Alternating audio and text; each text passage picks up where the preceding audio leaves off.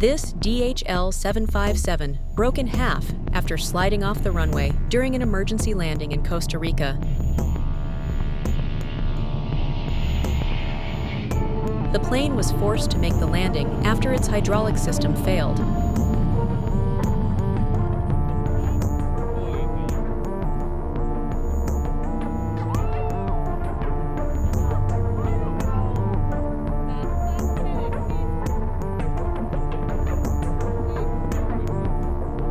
But luckily, no one was injured.